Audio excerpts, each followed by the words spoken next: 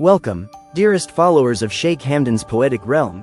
Today's revelation is not just a confession, but a thunderous echo of destiny, wrapped in verses of truth and crowned with courage. In a world where age is often measured by numbers, Sheikh Hamdan defies the scale of time by allowing love to be his compass. With his youthful fire still glowing in his chest and the wisdom of royalty etched in his spirit, he comes forward with a declaration that many thought he would only whisper in the halls of silence. But today, the world hears it. He made it official. The palace gates no longer hold the secret. The corridors of royalty have heard his voice, steady and sure, as he stood before his father, his family, and his people to claim the woman his heart chose. Her age, once a question to outsiders, has become a crown upon her head in his eyes, a symbol of strength, poise, and timeless beauty. He looked them in the eye and said, "Yes, I am younger. But my love is older than time, and today I made it known to the world." His voice trembled not from fear, but from the weight of emotion. In every word he spoke was the pulse of a prince and the heart of a poet. He spoke of late-night thoughts and the comfort her voice gave him. Of her eyes that saw the child in him and never once laughed at his vulnerability. Of her arms that felt like home in a world full of castles and crowns.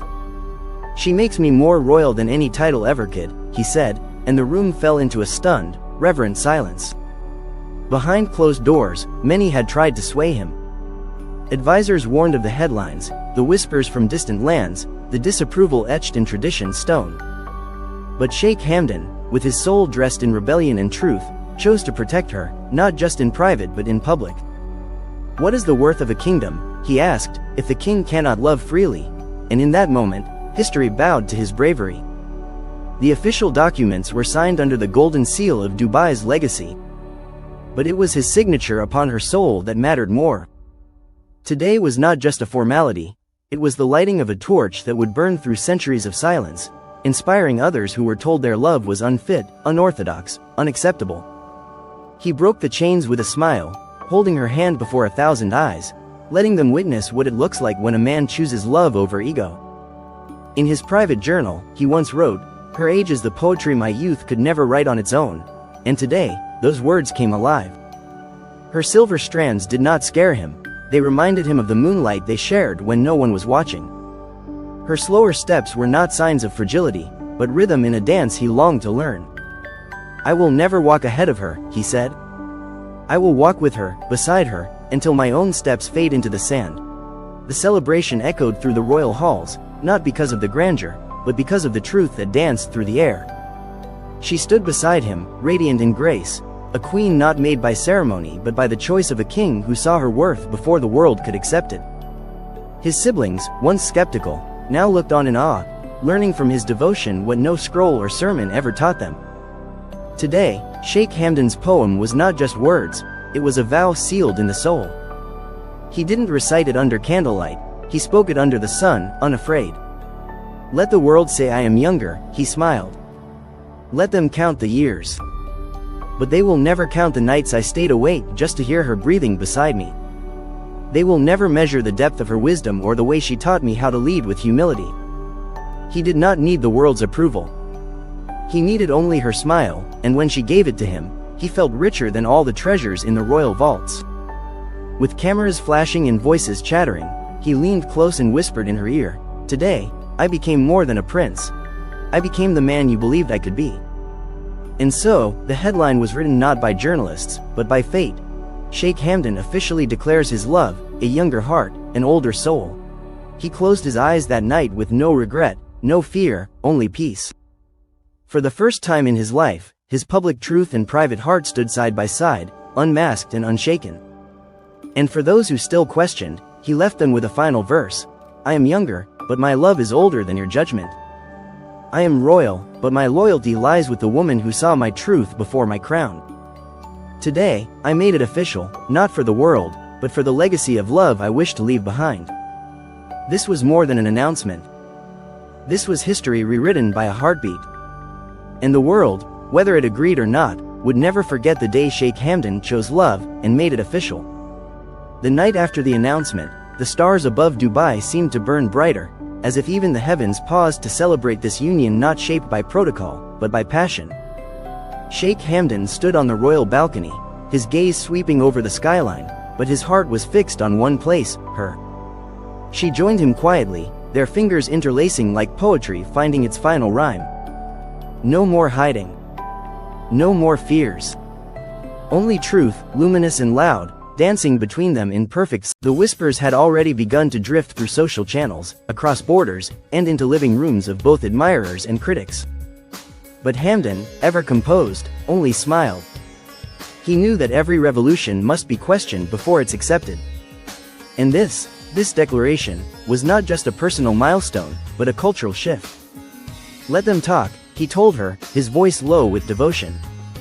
They only echo what they do not understand. She looked at him, not as a prince, but as the man who chose her over every fleeting opinion and shallow tradition. Her eyes, seasoned with years of experience and quiet suffering, now shimmered with gratitude. You've freed me, she whispered, not from chains, but from the fear of never being enough. And he held her closer, reminding her that to him, she had always been more than enough. She had been the missing half of his royalty. Inside the palace, the golden chandeliers reflected their silhouettes against marbled walls that had seen generations of arranged alliances, calculated unions, and emotionless handshakes. But tonight, those same walls bore witness to something rare, love born out of personal truth. The staff moved differently, more softly, reverently even, sensing the sacredness of what had just transpired. Sheikh Hamdan's father, though once hesitant, had watched the transformation in his son with great contemplation. This wasn't just youthful infatuation, this was depth, this was loyalty, this was a man who knew who he was and what he wanted. And when Hamdan bowed to him, not in rebellion but in respect, his father stood and embraced him. You have chosen not with your eyes, he said, but with your soul. That is the way of true kings. From every corner of the world, messages poured in, some with praise, some with protest. But amid the digital noise, one comment stood out and became etched in Sheikh Hamdan's memory forever. You didn't just give her a title. You gave every woman who thought she was too old to be loved, a new dream. It was then he realized the magnitude of what he had done. He hadn't just made a declaration, he had lit a path. And she, his queen, began to walk in her new light with grace and humility. She wasn't dazzled by luxury, she had known life before the palace. But now, with every passing hour, she stood more confidently beside him, not as a symbol, but as a soul who had been chosen without compromise. The city admired her calm, her elegance, her ability to handle attention with the ease of a seasoned royal. They traveled together the next day, hand in hand, to a quiet mosque where they offered their prayers. Not for approval, not for validation, but for strength. Strength to protect what they had started, to remain grounded amid waves of public scrutiny, and to serve their people with love that radiated from within, not from thrones or wealth. There, under the domes of sacred stillness, they sealed their bond before God. His poetry that once flirted with metaphors now rang with raw clarity. In the newest verse he posted to his global audience, he wrote, "Her laughter is older than my fears. Her silence, wiser than my titles. Her love? It does not age, it evolves." And as thousands shared it, the world felt the depth of a prince who had truly become a man. Later that evening, they revisited the desert dunes, a place sacred to his childhood and poetry. He watched her walk ahead, her scarf dancing in the wind, and he smiled to himself. She doesn't need to be younger to keep up with me, he thought. She leads me, and in that endless sea of sand, where empires rise and fall, Hamdan found the only treasure that time could never take, her presence.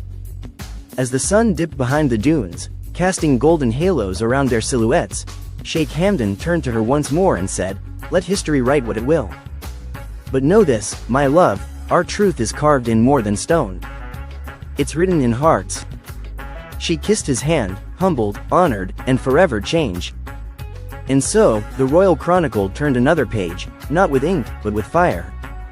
Sheikh Hamdan, the younger prince, had made it official. And in doing so, he redefined what it meant to rule, not just a nation, but one's own heart.